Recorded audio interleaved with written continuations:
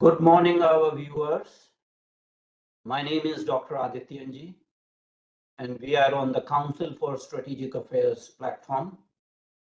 And today, we are going to have 24th episode of Strategically Speaking with Dr. Adityanjee.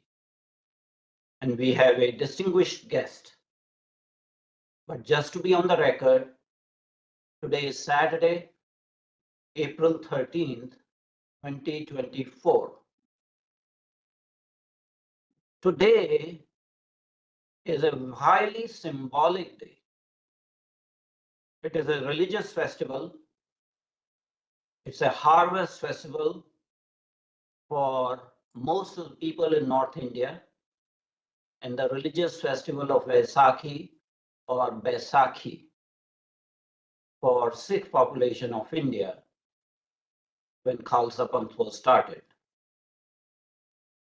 But it is also a highly symbolic day for India's armed forces, because on 13th April 1984, Operation Meghadoot was conducted successfully, in which Indian armed forces took over Siachen Glacier or Siachen Glacier, as we pronounce in American way. This was done to preempt an adversary that was quietly planning to do the same, but a little later. For our viewers, the name Siachen in Balti language means the land of abundant roses. So how does the land of abundant roses become the battle point at the highest level in the world between India and Pakistan? We have a story to tell, and the person who is going to tell that story is Mr. Nitin Gokhale. He's a living legend. Nitin Gokhale is a single person institution that has been on the horizon of Indian journalism for more than 40 years. Not only he has been a journalist, he has been a defense analyst, he has been a strategic thinker, teacher, trainer. He is doing a yeoman service to defense journalism in India. He runs 3 different platforms, so simultaneously he is also an entrepreneur. My hats off to Nitin, and I'm highly, highly thankful and honored that Nitin decided to grace the CSA platform. Welcome, Mr. Gokhale, to our platform. And we will be having a conversation on the Siachen Saga beyond NJ 9842. So, Nitin, tell what generated your interest in the Siachen Glacier and the story behind it. Well, Dr. Adityanjee, first of all, my grateful thanks to you and CSA for inviting me to be your guest and your kind words about me. Well, I'm a wordsmith, if you can call it that, and my journey has been one of constant discovery and joy of discovery of different information, different facets of military strategy, operations. And I've been in thick of things. The opportunities I got, I'm grateful for that. And this is one more opportunity to speak about it. So what generated my interest in Siachen goes back to actually 1999. 25 years ago, this summer of 1999, I was sent by my most distinguished editor that time, Vinod Mehta of Outlook magazine, from the Northeast, where I was based in Guwahati, to report on the Kargil conflict, which had just broken out. So in June 1999, he sent me to Kargil. So when I went to Kargil and started traveling around, the constant refrain there amongst middle-level leadership and senior leadership was that General Parvez Musharraf had launched this incursion and this intrusion into Kargil to extract revenge for not being able to wrest away or sort of defeat India in Siachen. That was the first time I heard the word Siachen. So I said, "What is Siachen?" He said, so people said, "Oh, well, you don't know." I said, "No, I am far away, based in the Northeast." And it wasn't much known, although Operation Meghdut, about which we are going to talk about now, was launched in 1984, and it was already 15 years, but not much was available in the public domain that point in time. So what they told me was that Siachen is a glacier, as you said, 76-kilometer long. It is situated at an altitude 20,000 feet plus, and is wedged between China on the east and Pakistan occupied Jammu Kashmir on the west, and India, or India's Nubra Valley and Ladakh to its south and southwest. So, well, I just sort of absorbed that information, kept it at the back of my mind, because my immediate task was to report on the Kargil conflict. Then I shifted to Delhi in 2006 to become NDTV, which was a broadcast channel, leading broadcast channel at that point in time, or its defense and strategic affairs editor. And then I started going to Ladakh to report one way or the other. And one day, one of my friends in the military said, "Why don't you do something on the Siachen deployment of the Indian Army? There is a whole full brigade which is deployed on Siachen." I grabbed that opportunity. I requested the army, and I went there. And it had already been, like I said, 20 years plus of India's deployment on Siachen. That was the first time I discovered, and I went to Siachen after crossing Khardungla, which is one of the highest motorable passes in the world. Now it's being overtaken by another pass in Ladakh. But that notwithstanding, that is where it started off. And Siachen, of course, now is a household name, not only because many films have been made on it, books have been written. In fact, I wrote this book in exactly 10 years ago to mark the 30th anniversary of Operation Meghdut and India's sort of seizing control of Siachen and Saltoro Ridge, really, not the Siachen Glacier, but the Saltoro Ridge. But we'll talk about that geography as we go along, and you can see that book here behind me, Beyond NJ 9842, the Siachen Saga, which is still making, I won't say waves, but it's still generating interest. And it's a book that came through sheer serendipity and through sheer connections one after the other. People kept making and sharing their stories. It was like catharsis for many of them, because they had sort of bottled up their emotions and their stories for a long time, for almost 30 years, I would say. And when I sort of offered to share those stories, everyone who I could contact and they could contact me came out with their stories, and very fascinating stories. Some of them unbelievable, some of them heart wrenching, some of them really warms your heart, something of that kind. So this is the story of my association with Siachen, if you wanted to know, and that's where I come from, really. So you have researched the subject. Why 1984? Why this conflict became hot in 1984? What was happening preceding to it that Indian Armed Forces decided to execute Operation Meghdut? And as I said, that was to preempt Pakistan from doing the same. So let's go into from 47 to 84, what was transpiring, that, there was no activity, and then suddenly India decided to I opt out. will. I will. From what I know and what I was told by people who were there, this is something. This is how it happened. So let's go back to 47, as you said. After the first Kashmir War, 47, 48.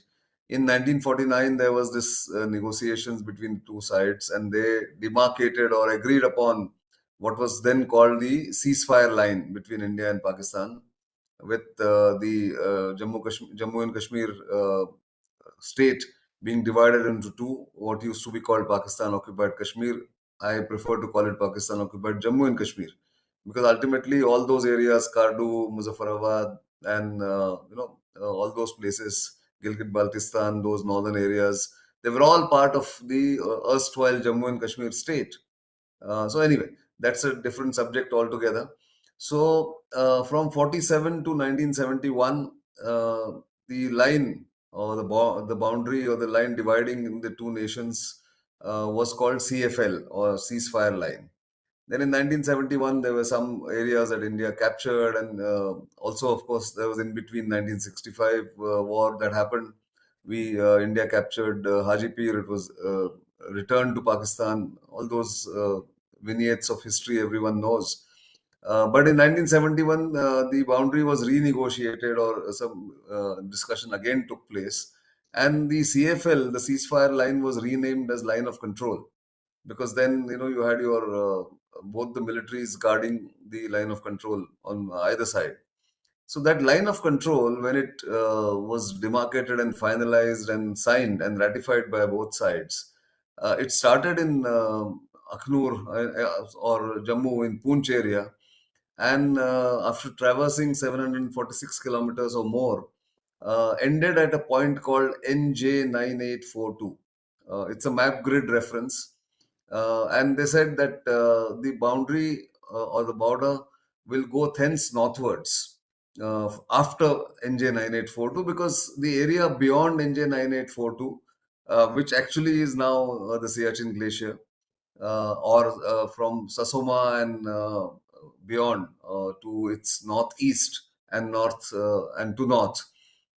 These two areas were not demarcated on the map or on the land, because nobody lived there. There was no access to those areas, because it was glaciated.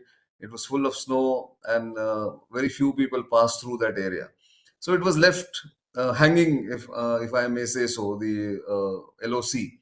That was the point where it ended officially, NJ9842. But had it not been for a German expedition, a German rafting expedition, and the intrepid and curious Colonel Narinder Bull Kumar, famous military mountaineer, Kumar Regiment soldier, bull of a man really, and that's why it was called Bull Kumar. We wouldn't be India wouldn't be controlling Siachen, and Siachen wouldn't have become what it is now. So let me go back to that story. In 1979, he was jointly asked to do this rafting expedition down the Indus, and later down the Shyok River in Ladakh. And since he was part of that expedition, which was sponsored and was being run by the German mountaineers and rafters, uh, during the expedition, he came across American maps. American Map Agency had made those maps with them. They were the latest maps with the Germans, which showed the point beyond NJ9842, a line being drawn from there to the Karakoram Pass. Now, if you look at that map and that area, which is there also in my book and elsewhere also, it's now available. The graphic is available. The line shown in those maps, the American maps, was going from NJ9842 to northeast towards the Karakoram Pass. Instead of taking the usual standard practice of going along the ridge line where it had said thence northwards. So actual northwards should have been on the Saltoro Ridge, which oversees or sort of straddles above the Siachen Glacier, if you look at that map. And that Saltoro Ridge has three passes: Gyeongla to the south, Bilaphonla in the middle, and Siala to its extreme north, to the Indira Kol, as it is called. Now, instead of that line, it had gone this way. So what it had done was it had kept the entire Siachen Glacier area and the Saltoro Ridge. It had gone into the Pakistani side in terms of map, and India was sort of completely cut out from that area on the map itself. So that alarmed Colonel Kumar, and he went to the army headquarters and told the army chief and the directorate of military operations that this is alarming, and then tomorrow Pakistan can claim ownership of this area on the basis of these maps. The Americans, of course, had no explanation and nobody asked them for an explanation. So then the army headquarters decided, and Northern Command of the Indian Army decided that they will send military expeditions rather than just civilian exploratory expeditions, because it costs a lot of money, even today and of course in those days. So under the leadership of Colonel Kumar, in 1980, 81, and 1982, uh, three expeditions were sent during summer months, May, June, and July, to these areas to find out what was really happening. Is anybody sitting there? Is Pakistani army sitting there, or somebody else is coming? So they found over 3 year period different things. They found some Japanese expedition telltale signs. They found some Pakistani telltale signs, army ordnance items like tents or remnants of tents and backpacks, something of that kind. So a report was prepared that India needs to keep a watch, because if tomorrow Pakistan army occupies that area in the Saltoro Ridge or on the Siachen Glacier, then it will be very difficult to evict them, because the advantage of height and being at the higher ground would be tremendous to any party who or any army that occupies that. Anyway, it was left at that. Then in 1983, Polar Bear 1 and Polar Bear 2, two again exploratory expeditions were sent out, and part of that expedition, one of the participants of that expedition was young Captain Sanjay Kulkarni, who later retired as Lieutenant General in 2016. Uh, they had gone again to take a look at it, and combined with this, and I'll end this answer with this fact. uh, Vikram Sukt, who was the RNAW station chief in Srinagar in 1983-84, got inputs from his sources in Europe, of course through RNAW sources in Europe, that the Pakistanis were buying snow suits and snow boots and snow equipment and mountaineering equipment in large bulk quantities. Now, obviously, they were not going for a picnic with those large quantities. I mean, the quantities were running into 500, 600 suits and snow boots and ice axe and such stuff. So again, hackles were raised. He went to the 15 Corps GOC, Lieutenant General P.N. Hoon, and told him that this is the input. So they started exploring whether anything was happening on Siachen. So Brigadier V.N. Channa, who was the sector commander in Partapur near Turtuk or Thois, was tasked to mount a task force to go and occupy, if possible, the Saltoro Ridge and those passes. The preparation started in December 1983, but the conducive timing that was looked at was mid-April or early May 1984. That's where the story of Siachen really begins, and then we can come to what happened after that. But it's fascinating that one coincident, one sharp-eyed military mountaineer actually triggered this whole interest India has had in Siachen in 1979-1980, and that was Colonel Narendra Bulkumar. So there are 2 points on which I would like some clarification. This ceasefire line that was there to point NJ 9842 and then upward, my understanding is that that was written in the Karachi Agreement in 1949, in which under United Nations supervision, both Indian and Pakistani sides were there. And that language actually was in the 1949 Karachi ceasefire agreement. So not only it was there in 1949 agreement, it was further corroborated in the 1971 agreement after the CFL became LOC.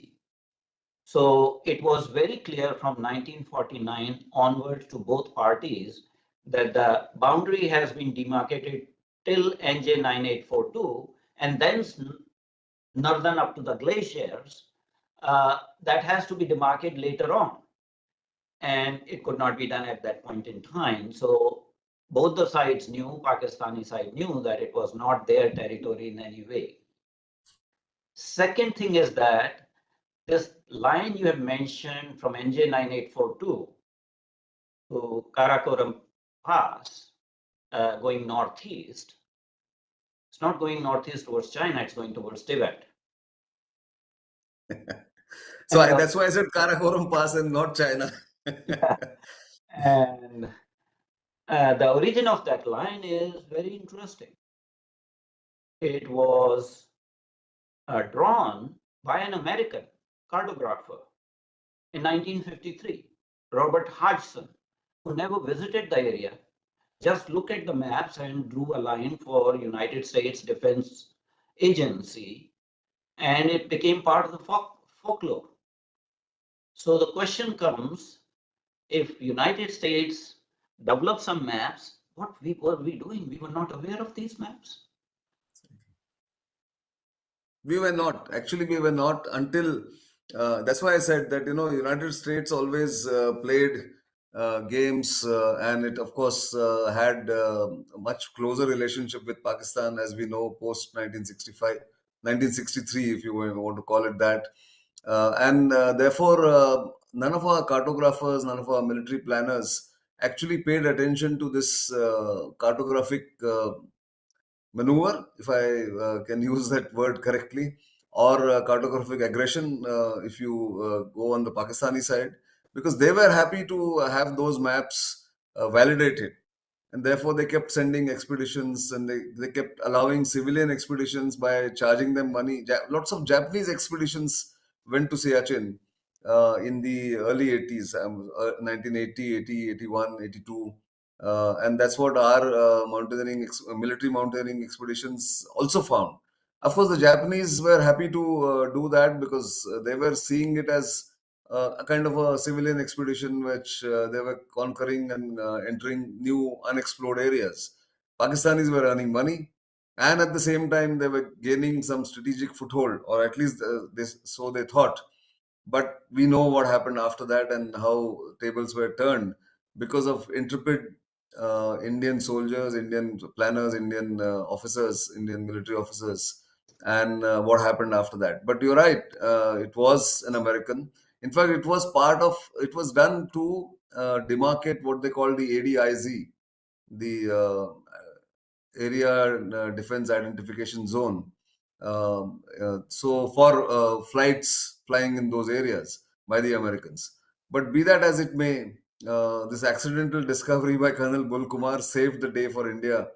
And I suppose there's history is replete with such examples where an accident or a chance meeting or a chance discovery leads to big strategic outcomes. And in this case, that happened in Siachen. Actually, Colonel Narinder Kumar had done a survey for a geological survey of India in 1977, I believe.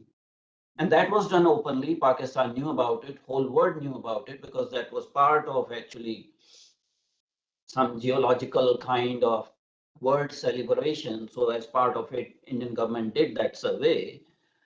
But there were other things happening. Pakistan was not only making money by charging fees to these mountaineering expeditions, Pakistan was creating history on the ground, because government of India did not permit those expeditions, civilian expeditions, because it was a militarily sensitive area. Sure. Pakistan exploited the opportunity by putting out propaganda into the world media that we are the controlling power. The message, the narrative sent was, we are the controlling power. You have to come and bow down before us, get permission, written permission, pay the requisite fee. But there was another spin-off. When the expedition ended, the equipment was left with Pakistan. They were building their capacities. And as you said, it was not just German expedition, there were multiple expeditions, and Pakistan was being very, very proactive about it because it raised Pakistan's profile that they were the controlling authority for the area for Siachen. The other thing they had done at that point in time in 1961, they ceded illegally the Saksham Valley to occupying force on the northern side, which is China. And then use that as a rationale that the eastward line is actually going up to, meeting with the Saksham Valley. So they were building narrative all along this time. Absolutely. They were much more proactive than Indian planners or Indian decision makers. But like I said, I think Pakistan does this all the time and has been shown in history that they plan very well, or they look at the future, and some of these things that they plan for surprising India. If you look at 47 onwards, any of their operations, but they are not able to execute it right down to Kargil.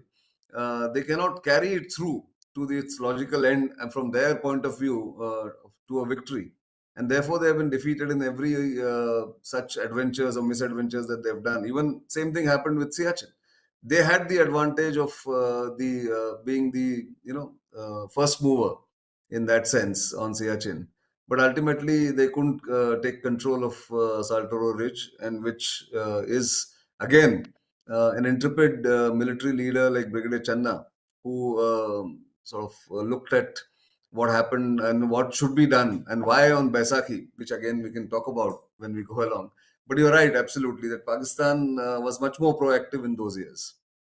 The other thing that you mentioned about Vikram Sukt getting intelligence through his sources and all, and Pakistan buying the equipment in London and other European capitals, which they routinely do for everything, they cancelled the leave for FCNA officers and soldiers. That's right. FCNA stands for Forward Command Northern Area. That is Pakistani military structure.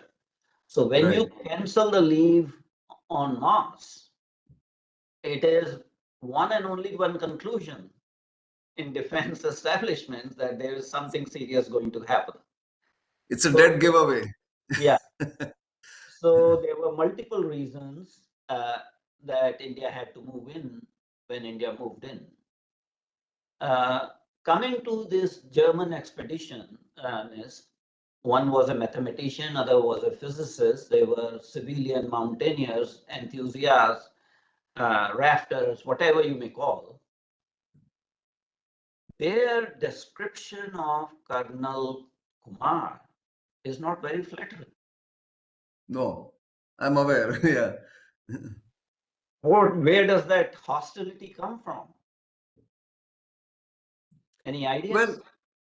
No, I don't really have. I've not got into those details. He did mention that time to me when I was interviewing Colonel Kumar that we didn't have much of a bonhomie during that expedition, but I was put in there at the behest of the then Chief Minister of Jammu and Kashmir, Sheikh Abdullah. And they had asked help from him, and he knew Colonel Kumar, and therefore he was put in there.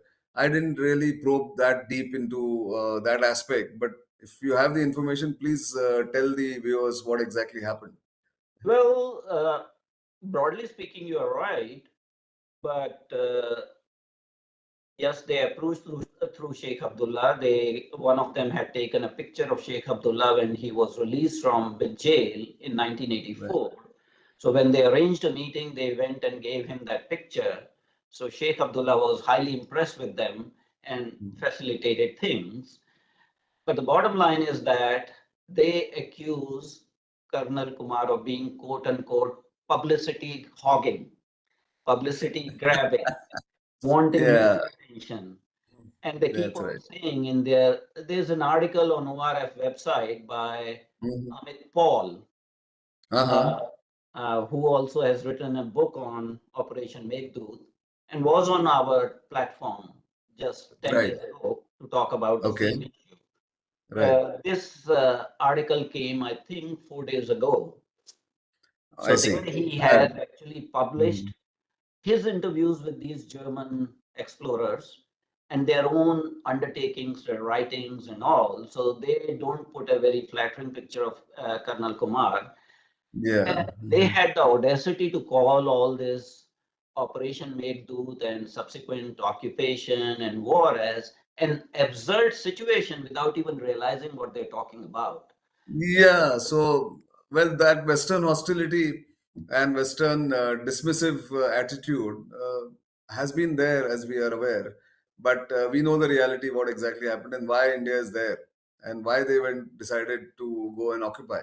So yeah, you're right. I mean, that of course, Colonel Kumar was accused of by some of his own former colleagues that he mentioned off the record in that sense when I was interviewing him.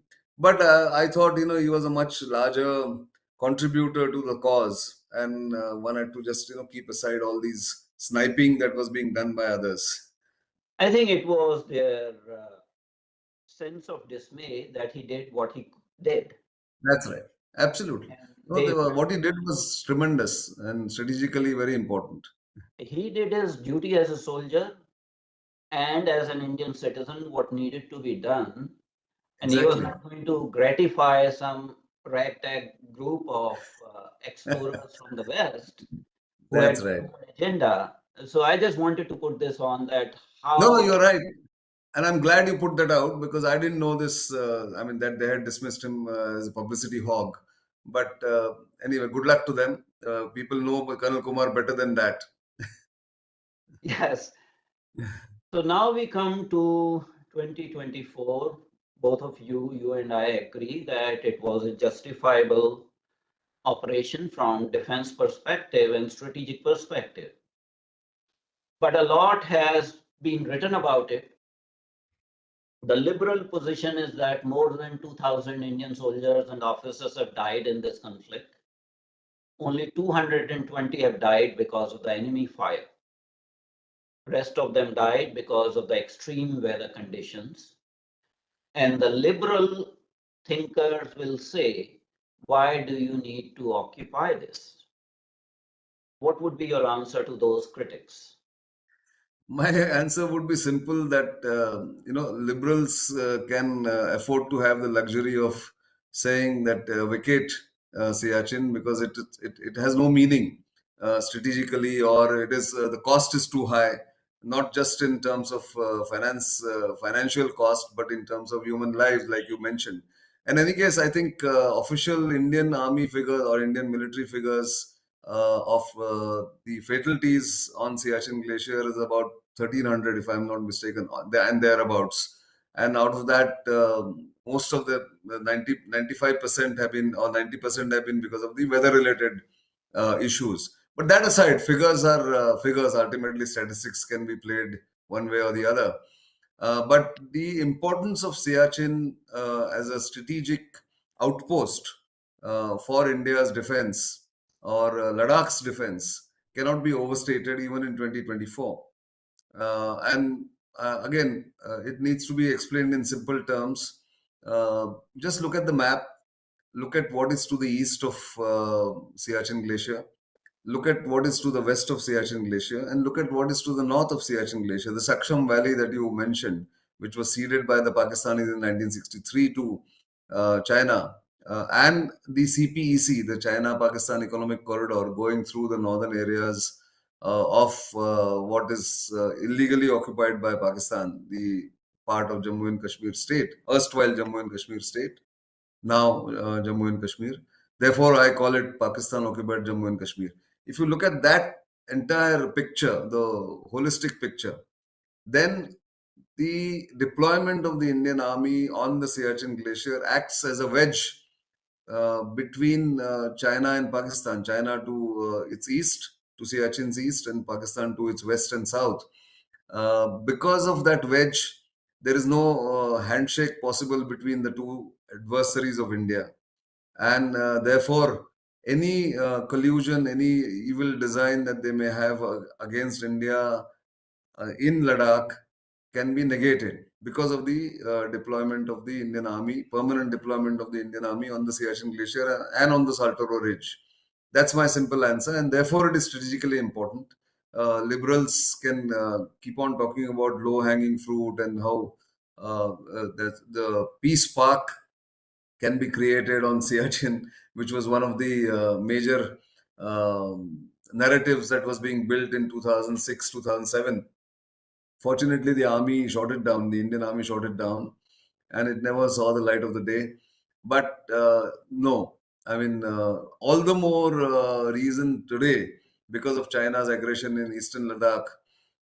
We have to be very careful on how we play the Siachen issue and not succumb to any liberal pressure or liberal narrative that it is futile to have Indian soldiers and Pakistani soldiers, first of all, are not on the Siachen Glacier.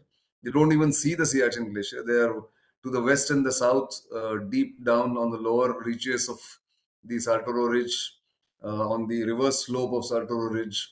And therefore, I don't think it is prudent for anyone to think that we can vacate or demilitarize Siachen just to satisfy some liberal urge or liberal demand, in simple terms. So that brings me to my next issue, that a former prime minister went on record, or based on some political advice, that Siachen should be declared mountain of peace.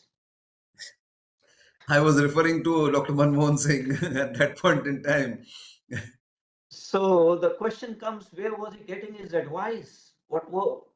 Did he have security and national security advisor, or cabinet Well, he committee? had a group of people, peaceniks, what in India are jokingly referred to as Mombatti Aman Ki Asha types, who wanted to pluck what they called two low-hanging fruits to show India's sincere intent in clinching peace with Pakistan. One was, of course, the Siachen issue, or demilitarizing Siachen and converting it into a mountain of peace, like the fashionable term in the 70s. You will remember, Dr. Adityanjee, the Indian Ocean as a zone of peace, which Yes. was also floated at one point in time.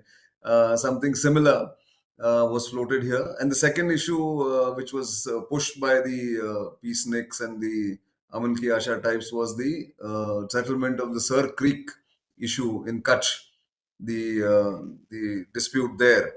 But obviously, the Indian army was not taken on board. The Indian military was not on board. And when it was put to the Indian military vehemently pushed back. I remember those days. It was a major issue of debate and discussion and lobbying by opposing sides on why Siachen should not be vacated or why it should be vacated. And fortunately, because of public pressure, because of UN cry, and because of some sane advice, I'm sure, which finally managed to reach the then Prime Minister, Dr. Manmohan Singh, I think that entire campaign fell through. But there was certainly a serious attempt to do this, to convert it into zone of peace rather. Mountain of peace as was. Mountain of peace, yes. That was.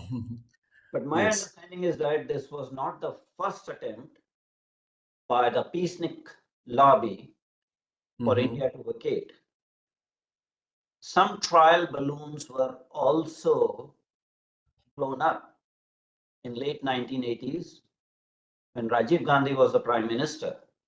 True. At that time, India-Pakistan diplomacy was my mother and your father. Yeah. True. Benazir Bhutto was the prime minister on the other side. You are referring to that, right? So every meeting started with my mother and your father did this. So Absolutely. there was some effort by the peacenik lobby again, because the occupation of Siachen by India and deployment was in April of 84. And from December 84 onwards, Rajiv Gandhi became prime minister and had good working relationship with Benazir Bhutto. So attempts were made at that time also. Absolutely. What is your comment on that? Oh, in fact, there were official rounds of talks on Siachen. There were, if I'm not mistaken, from what I recall offhand, there were something like 19 rounds of talks on Siachen alone, led by India's defense secretary, whoever was the incumbent at that point in time. There were people from the military operations directorate of India and Pakistan. There were a lot of serious attempts. You're absolutely right. That was not NGO type of attempt. There were official attempts to uh, not demilitarize but solve what they call solve the Siachen issue, because Pakistan had felt humiliated that India had outraced and outmaneuvered Pakistani army on the Siachen and the Saltoro region on the Siachen glacier. So those attempts were actually official, more than the attempts in the 2000s or late 2000s or 2007, 8, 9, that period. Those were the official attempts. But what prevented it was, of course, that Benazir Bhutto went out of power. Rajiv Gandhi also lost power in 1989. And then, of course, then later, the stomach for any hard decision went out of the window, because post 1989, as you are aware, and our viewers will be aware, India went into an era of coalition governments, weak, indecisive coalition governments. So nobody had the guts or the stomach to really take any hard decision vis-a-vis Pakistan. And thankfully, that also went on to the back burner and then probably just petered out, that attempt that you spoke about. But yes, you're right, that time it did happen. So the narrative building by the peacenik lobby was also supported by the international environmental lobby, who were saying that the armed forces are degrading the environment, leaving non-biodegradable waste on the glacier and disturbing the ecology. So the glacier is shrinking in size. And that's why there was a serious proposal to declare this as an international peace park. Any comments on that? Well, certainly it was there. I mean, I don't have to really comment because, yes, there are these concerns, and I don't take them lightly. The environmental degradation or the effects of environment on the Siachen Glacier because of the permanent deployment of troops and presence of large equipment and helicopters going there constantly. Yes, that concern is there. But Indian Army, over the last 20 years, if not earlier, has taken steps to even take care of these concerns. They make sure that all the waste material that gets accumulated on the posts, all the environmental, I mean non-biodegradable degradable material that is taken up in the earlier years is brought down to the base camp and then disposed of. And now more and more use of environmental friendly measures and equipment, not equipment really, but whatever the troops use for their consumption are seen as efforts to make them environmental friendly. So it is aware of this. It is very cognizant of the dangers of environmental degradation. But as I said, when you weigh it against the need to be permanently deployed there, and if you take measures to minimize the environmental degradation, I think net India still uh, can manage to minimize the damage to environment, and they can continue to talk about it, because that way, I mean, so many other mountains are being affected. And just to target Siachen deployment and the Saltoro Ridge for this will be giving into uh, the designs that India's adversaries have for eventual demilitarization of Siachen and vacation of Siachen by the Indian military. So I don't think I'll be ever in favor of that. Okay.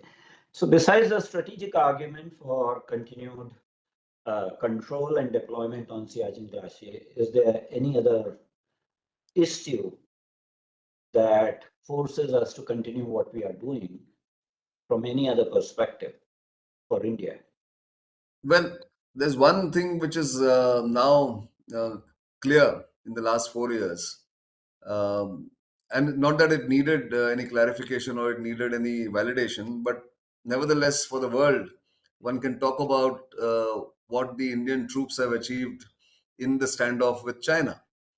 Uh, the super high altitude and high altitude deployments in such large numbers, over 75,000, 80,000 troops, now more or less deployed there for the last 4 years. This summer in May, it will be 4 years of the India-China standoff in eastern Ladakh.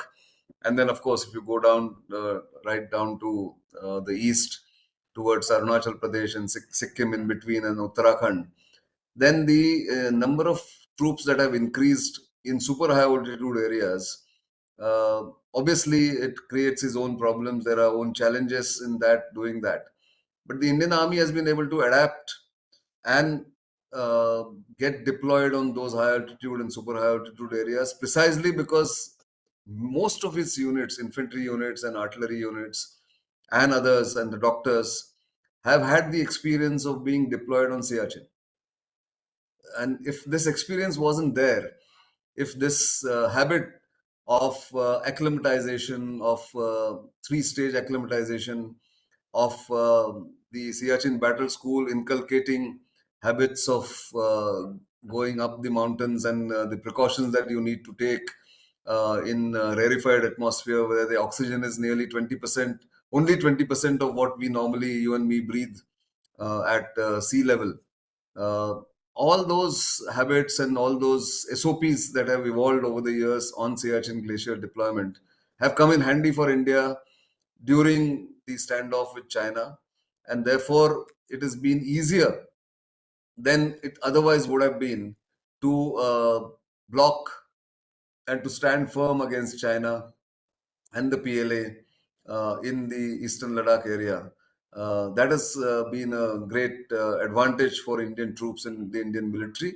Also, logistically, because the Indian military actually had perfected the supply chain management over the years, it also helped them to quickly and smoothly make sure that logistics chain functioned to perfection during the India-China standoff or the PLA Indian Army standoff. I think that needs to be pointed out much more emphatically now in the changed geopolitical circumstances than I would have ever done maybe, say, 5 years ago. I think that is a very important point because India does joint military exercises, Yuddhabhyas, along with US forces.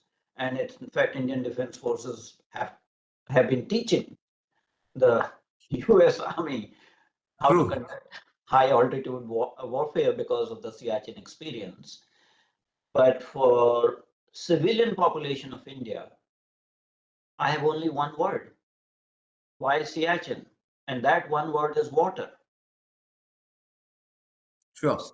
Siachen is the largest source of fresh water for India. The Nubra River gets its water supply from Siachen Glacier. Nubra River goes into Shyok River, which is a tributary of Indus River. Absolutely. And having 17% of world population and only 4% of world's water resources, India is a water-starved country. We have to keep the future. We cannot keep India thirsty. We cannot have a whole of India be turned into Thar desert. Can't. So the liberal lobby and the peaceniks need to realize that India does need water. Especially Exactly. with our experience with Brahmaputra. What China Yes. is doing by diverting the water from Brahmaputra to the Yellow River, Yangtze River, diverting water resources and creating problems, creating dams on all the rivers that originate in Tibetan Plateau. So it is very important that we secure supplies of water. We have already, given more than half of our water rights to Pakistan by 1960 World Bank Agreement. So it is very, very important that we conserve our water resources. Absolutely agree. In fact, just because I'm concentrating on the military aspect of it doesn't mean I'm not in agreement with your, your assertion, and which is more important perhaps because one can militarily have many technology solutions deployed there. Number of troops can be reduced, but the control of Siachen cannot be given up precisely because of this reason where you need water. India, growing India, economically vibrant and growing Indian economy, Indian population needs water, as you have rightly said.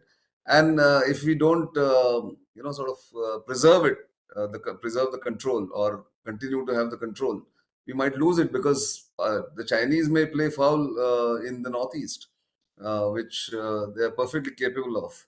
And we have to be on our guard precisely for that reason. So I agree fully with you on this particular point. So as we speak, the Siachen saga continues. Would you like to mention the names of any other heroes that we have not talked about? Yes, no, in fact, there's so many of them. They're all in my book and elsewhere also. So there was General M.L. Chibber, Lieutenant General M.L. Chibber, who was the Northern Army commander. There was Brigadier Channa, as I mentioned, General P.N. Hoon, Vikram Sukt. These are the early initiators. After that, there have been, successive brigade commanders of the Siachen Brigade who have, just improved, kept on improving the facilities for the troops and kept the Indian flag flying. There is the only living Paramveer Chakra winner of Siachen fame, Captain Bana Singh, who in June 1987 achieved the impossible of seizing back or wresting back one post that was giving so much problem to India. It was called Qaid-e-Azam Jinnah post by Pakistanis. He seized it in hand-to-hand combat at minus 45 degrees temperature at 21,000 plus feet, along with his colleagues in the 9 Jackali or Jammu Kashmir Light Infantry Unit, and therefore earned rightfully and justifiably the highest gallantry award in India for bravery, and that is Paramveer Chakra. He is somebody we should always be thankful to. And of course, the ordinary soldier. I mean, he continues to serve selflessly without much expectations and proudly. In fact, my own experience says that the Siachen badge or the Siachen, the thing that they have on their uniform that the soldiers wear is perhaps the most coveted that Indian infantryman or Indian soldier wears for deployment on Siachen, or the Indian Air Force. Can't forget the Indian Air Force's role or the aviation's role, Army Aviation and Indian Air Force's role in keeping the supply lines going, even in the most hazardous condition, most difficult snowstorm conditions. Without them, we wouldn't be there where the Indian Army and Indian troops are deployed. So, them, the doctors, I have a special full chapter on the role of the Army Medical Corps and how they have done research over the years and kept improving the SOPs for soldiers to be deployed there. And ultimately, I think the nation, which supports the people, the military, in doing what they do. Without their support, it's a people's army after all. It's not a party's army, unlike our northern adversary. And therefore, their support, our pride that we have for the Indian soldier, I think all contributes to what we are doing there. That's my real takeaway from sort of interacting with the soldiers and the decision makers and being there on the base camp in Siachen. That's all I wanted to say. So soldiers, they need to be looked after. We need to indulge in morale building. We need to do capacity, build up the capacities also so that soldiers can do the job they are doing. Unfortunately, in that respect, there is one name I would like to mention, and I would like to take your viewpoint on that person's contribution. Sure. The name has two words, George Fernandez. Of course, he was the first defense minister who realized the difficulties of the Indian soldier on Siachen and how the Babus, the typical bureaucrats, both in the military as well as in the civilian sector, but mostly in the civilian MOD, the Ministry of Defense, were sitting on something which was as basic as a snow scooter or a snow clothing, which was to be given to the Indian soldier. I mean, that, of course, there are stories about it, how he sent them on deployment or on deputation to Siachen and say, you go and see it yourself. I mean, you are aware of that. So, yes, certainly his contribution. He actually made Siachen a household name. If you really look back 25 years ago, even before Kargil became a household name, Siachen became a household name thanks to Josh Fernandez. So yes, you're right. I mean, it has slipped my mind, and I'd forgotten. But yes, his contribution, his passion for the soldiers' welfare on not just Siachen but elsewhere, but particularly on Siachen because he saw their hardship and their difficulties, and he certainly took measures to make sure that Siachen soldier gets the best of facilities and best of equipment to not only survive but also flourish or become stronger on the Siachen glacier. Yes, tribute to him also. So for our viewers, there's a simple statistic that I want to share. In 4 years of his tenure as the Raksha Mantri, he made 32 trips to Siachen. No other minister can come close to it. That's true. That's true. Absolutely. We are coming to almost end of our time.